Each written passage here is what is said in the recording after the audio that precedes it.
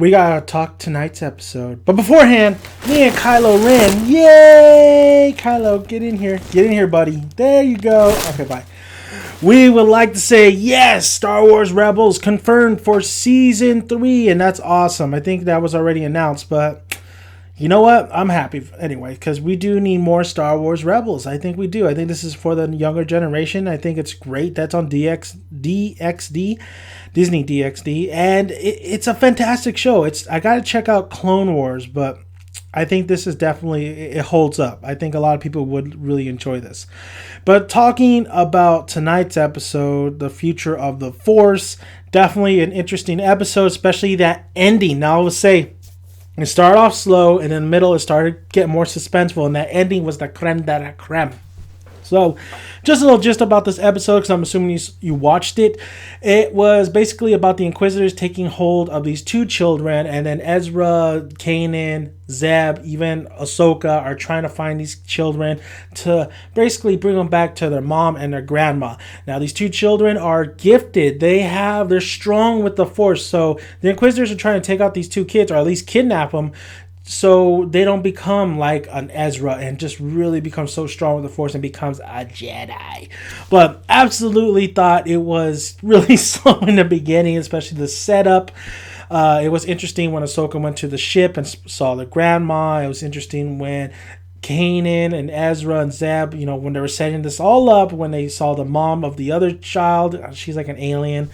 But they find both kids, and they find the second kid, who's the alien-like kid, and they are confronted by the Inquisitors. Now, the Inquisitors go out. It's really a cat and mouse from there, especially in that second kind of arc, second act in the middle.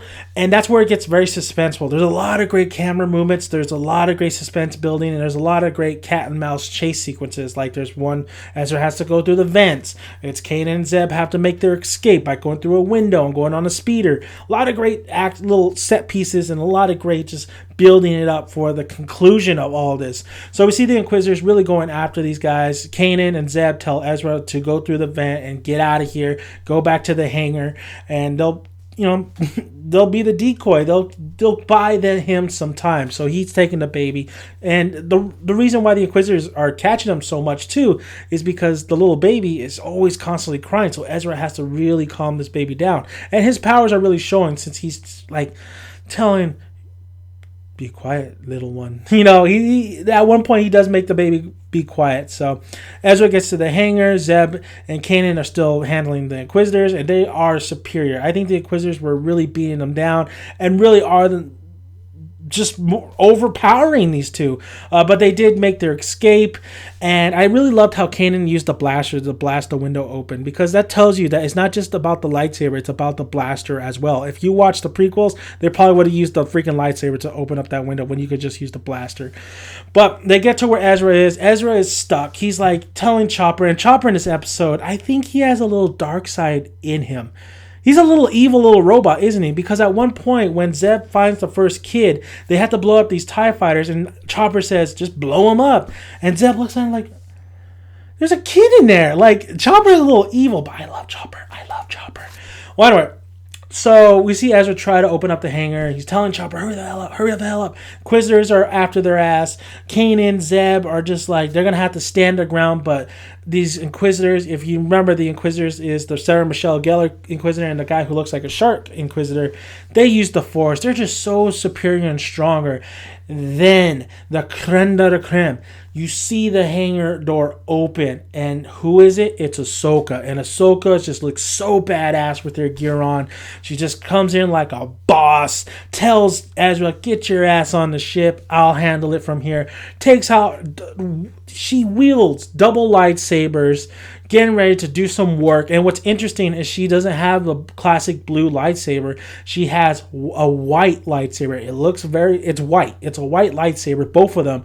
So very interesting in color. I know there's a meaning for every color, so I got to look that up and see what kind of meaning that is.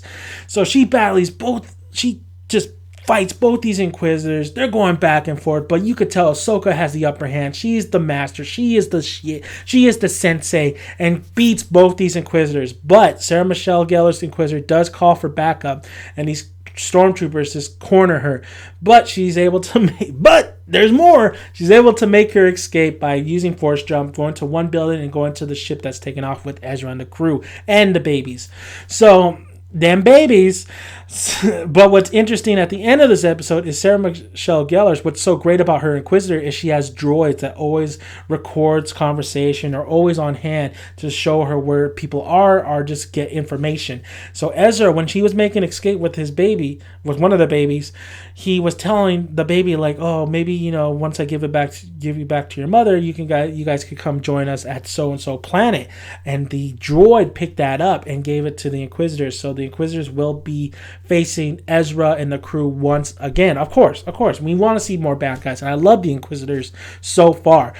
Ahsoka was so awesome in this episode, but you could just tell they're set. It's gonna happen. Ahsoka versus Vader. Ahsoka versus Anakin, her old master, and I just can't wait for that moment, because that's gonna have so much weight, so much emotion towards it, and I don't think Ahsoka's gonna live throughout this series, but who knows. Great balanced episode. It started slow, started getting better in the middle, and then it really just gave you what you wanted at the end. So it was a great balanced episode. Really got you kind of into the story a little bit, and really just finished it with that right hook. So absolutely thought it was a great episode. Thank you guys for listening. If you haven't already, please hit that subscribe button for The Force Awakens, just right around the corner. Like the video if you like it, and comment below. Love to hear you guys' thoughts on the confirmation of season 3, and also that fight between Ahsoka versus the Inquisitors. It was awesome. It was great. So like I always say, guys, may the Force be with you always. Bye, guys.